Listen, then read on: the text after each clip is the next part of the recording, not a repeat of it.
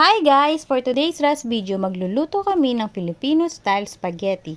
Ito ang mga ingredients: hotdog, bawang, sibuyas, meron ding tomato sauce, banana ketchup, gatas, at beef giniling. Pinakuluan ko muna yung pasta guys, tapos naglagay na rin ako dyan ng mantika at asin. Pagkaluto ng pasta guys, iset aside muna natin siya. Magpiprito muna ako ng hotdog guys. Inuna ko na yung hotdog kasi ilalagay ko siyang toppings.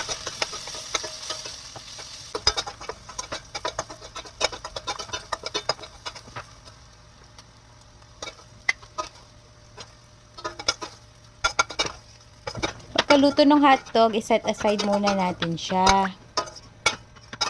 Pagkatapos yan, nagdagdag muna ako ng mantika, tapos nagisa na ako ng bawang at sibuyas.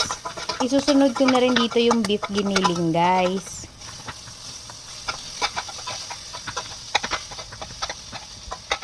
Halu-haluin lang natin siya hanggang maluto. Pagkatapos naglagay na rin ako ng bell pepper. Tapos halu-haluin lang ulit natin siya.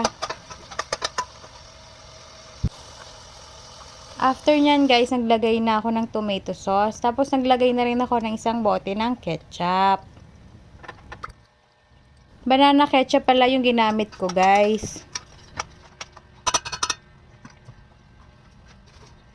Tapos maglagay na rin tayo ng gatas. Iba pala yung ginamit ko dyan. After natin siyang haluin, maglagay naman tayo ng konting paminta at konting asin. Comment naman kayo guys kung tagasan kayo para alam ko kung saan nakarating tong video ko.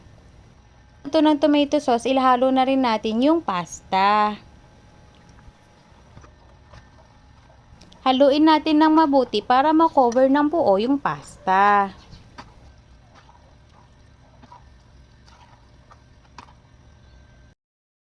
Ito na yung finished product guys. Try nyo rin.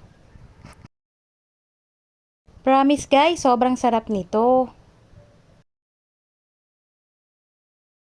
Yun lang. Thank you for watching. Follow for more videos. Bye-bye!